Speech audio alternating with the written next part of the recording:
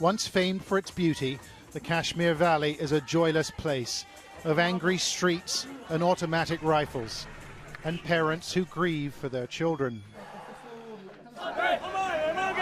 Over the last 4 months, allegations of brutality by Indian security forces have fueled a popular rebellion and calls for independence by local leaders. The answer, unfortunately, to every crisis in Kashmir is bullets to the people of Kashmir. More than 110 civilians have been killed since June, and the loss of life has inflamed tensions. The authorities stand accused of using indiscriminate force. We are using this rubber pellets and plastic pellets. Pump action gun has also been introduced to just quell the mob, because we try to use the minimum amount of force. We're on the outskirts of Srinagar, the capital of the predominantly Muslim state Jammu and Kashmir.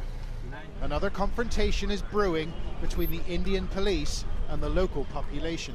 What's happened in this village? Stone pelting. Stone pelting, he says. And we watched policemen race down to a nearby bridge. They're equipped with guns and the authority to use them. A group of young Kashmiris are waiting for them. And what are you doing this for? What do you want? What do you want? Of course, whole world know. Why are you asking me? We want freedom. They're young and contemptuous and radicalized by months of violence. They say they're fighting the Indian occupation. We're here with the so-called stone pelters. People say they're fighting for Kashmiri freedom. They've started to throw rocks. You can see the police forming a line just up the road. We're going to move out. The authority of the state is briefly challenged, but the young men scatter as the police move in. We film them entering homes in the neighborhood, but we're told to stop filming. You want us to go back? Go back. India's message is simple. These lands belong to India. It's fought 3 wars against Pakistan here and battled militants in a bloody insurgency sponsored by Pakistan in the 1980s and 90s. But Indian military chiefs say the threat posed by their neighbour has significantly declined in recent years. Yet the security forces are still here. You see them on every street corner in Srinagar. Local residents accuse them of intimidation, of beatings and window smashing. And special legislation gives police wide powers. Critics say they're immune from prosecution. Frustrated and angry, young men have taken to the streets. They want the security forces to withdraw, and they want to vote on independence. The police have responded with force, and more than 100 people, including children, have been killed in the last 4 months. The loss of life has fueled the protests. We were told of a distressing story that an 8-year-old boy called Samir Ahmad had been beaten to death by the police. So we went to see his family in a part of the city under curfew. The Ahmed family were distraught, but they wanted to share their story. Despite a curfew on the 3rd of August, Mr. Ahmad allowed Samir to go to his uncle's house nearby.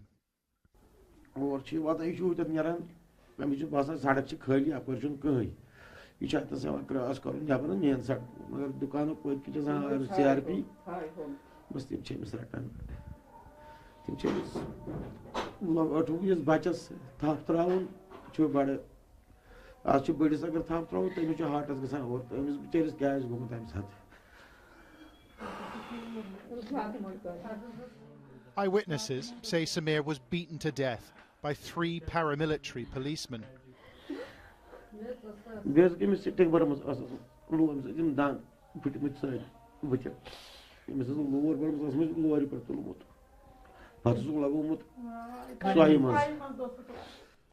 With paramilitary forces looking on, Mr. Ahmad walked us through the deserted streets to the site where his son was found. Local residents told us they saw what happened. There was no trouble in the area, they say. The police just went for him. The paramilitary Central Reserve Police Force, or the CRPF, give a different version of events. The boy was killed by a stampeding group of protesters. We've been told that he was beaten by 3 or 4 CRP officers. Is that true? That's totally baseless allegation. He was not beaten because he was a part of the crowd, and when the crowd was chased, when they were running away, the boy fell down and the whole of the crowd just passed over the body of the boy. You're absolutely sure? Yeah. Many here refuse to accept such explanations. The death of Samir Ahmad and many others over the last few months have fueled the pro-independence movement. The alleged brutality of the police has radicalized a wide cross-section of the community, although the police deny all allegations of improper conduct. Misrat Khan is 29. Until the death of her brother Iqbal 3 months ago, she'd never been to a protest. It's different now. We found Ms. Khan and other local women blocking traffic in a demonstration outside Srinagar. Protest mean hisab chun as yat pet ladan che me chun basan ki sën mang che galat godnish kathia pat go as nero kyas ki as behmo no mai pathar ki. Masrat Khan's brother Iqbal was 19. He had a sales job in southern India, and this summer he came back to see his family. This footage was taken on a mobile phone just after Iqbal Khan had been shot by a policeman. Local residents rushed to the scene. His family say he'd gone to buy biscuits for breakfast from the local store. The shopkeeper told us she'd just opened up.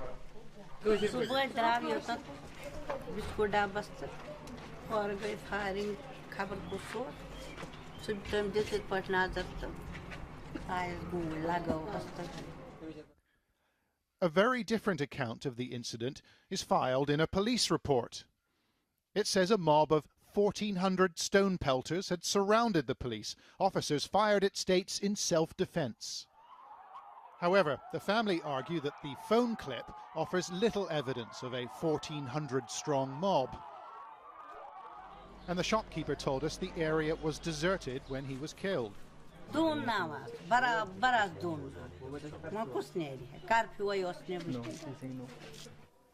Life goes on in the house where Iqbal grew up, but his family can't forget, and his mother hasn't spoken since his death.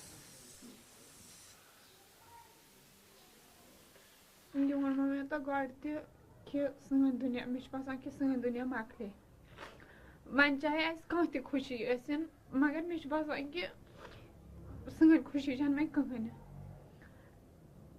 तम से पे ऐसी असर कि अच्छाना कि त्यूत की गोस का समागे से इस्तेमाल इस्तिगस तम से नहीं जल्दी का क्या अच्छा तम से जुदाई बात लग का साके हैं.